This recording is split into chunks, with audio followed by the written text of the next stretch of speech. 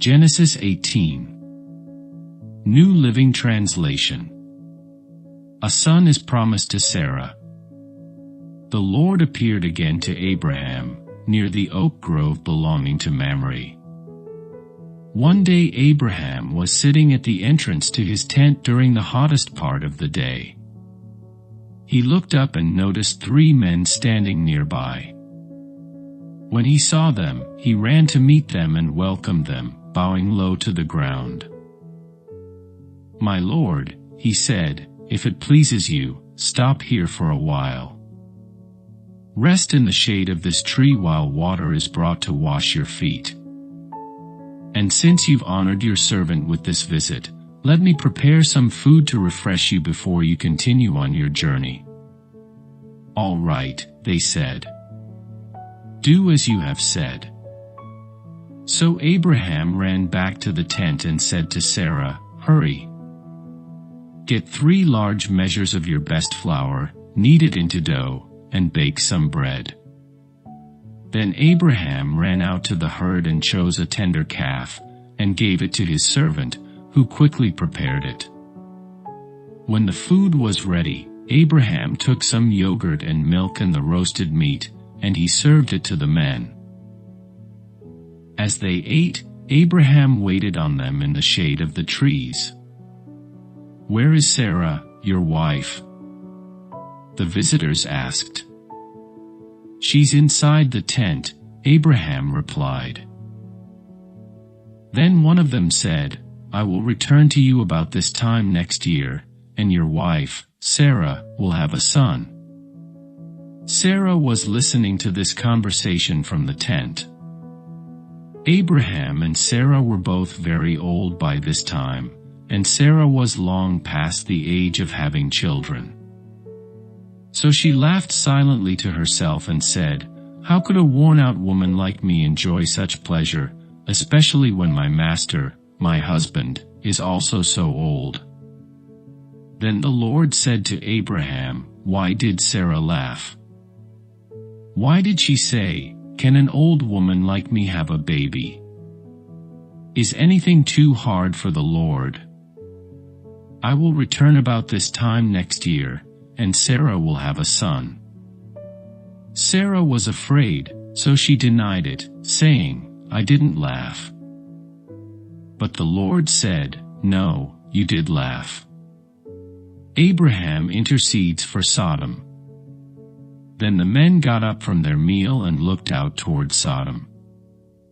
As they left, Abraham went with them to send them on their way.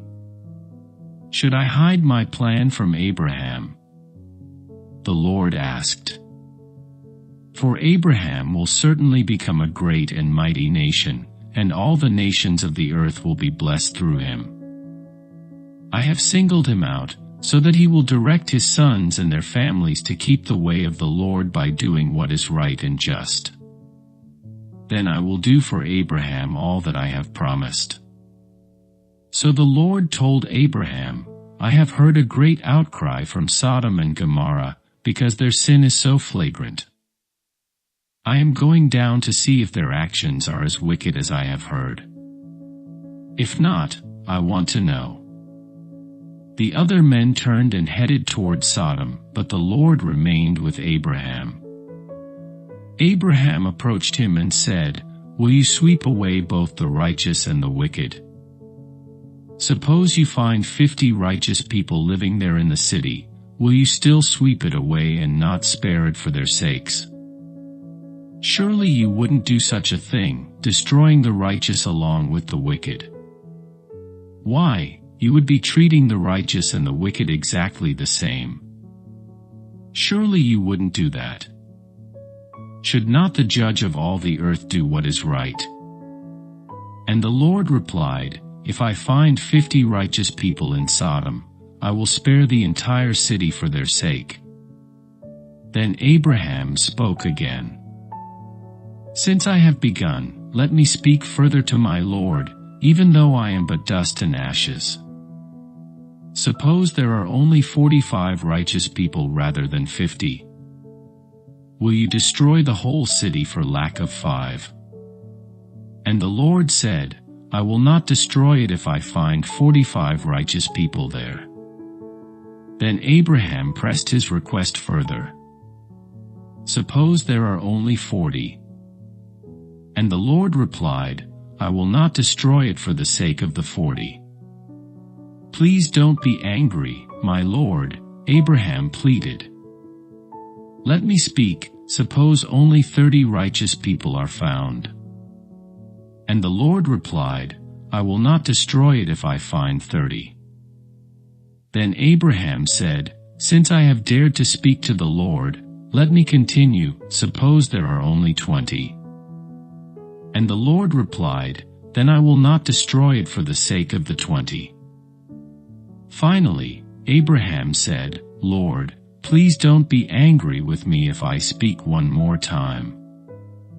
Suppose only 10 are found there." And the Lord replied, "Then I will not destroy it for the sake of the 10. When the Lord had finished his conversation with Abraham, he went on his way, and Abraham returned to his tent.